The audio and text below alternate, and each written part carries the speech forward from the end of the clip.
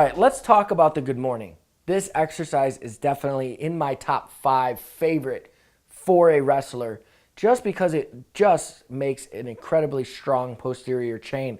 And that matters a lot because when you're bent down in your position, basically that mimics very much a good morning. So you're going to strengthen that position really from your calves all the way up to your traps.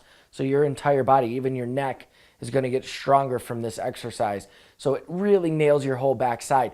Now, we program this for a slightly higher rep range just because of the risk to reward ratio.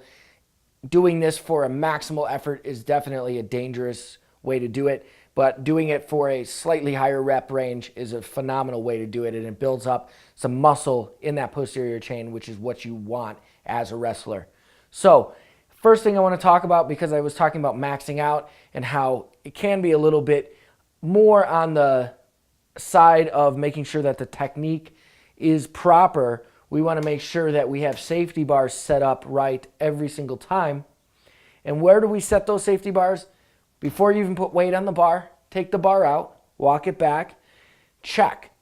Where is parallel? I'm going to put the bars right at parallel, maybe half an inch or an inch below that.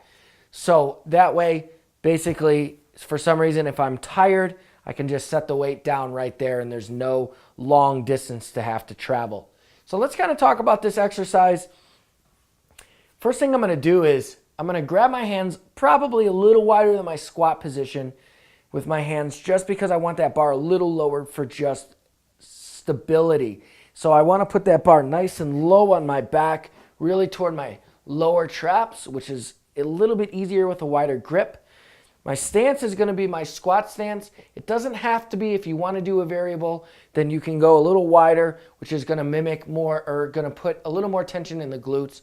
If you go a little more narrow, it's going to hit the hamstrings a little bit harder. So we'll just do neutral position where I squat. So where you squat is where you're going to want to stand unless you're doing a variable. I'm going to get that on my low back. I get tight. I stand out. I walk out of the rack just like I would squat it. I get in position, I'm tight, making sure my wrists and elbows are in position. I'm maintaining neutral spine. I take a deep breath into my abdomen, push that into my lower back, and then from there I'm pushing my hips back, and I'm bending at the knee, and I'm continuing to push my hips back as far as possible, bending my body forward and then driving through my hips, making sure that my hips are the first thing that drives, but my upper chest rises at the same time. So I'm sitting back, firing through. Sitting back, firing through. Now, the bracing is going to be the same as the squat. Your feet position where you're splitting that floor or corkscrewing the floor is also going to be the same as the squat.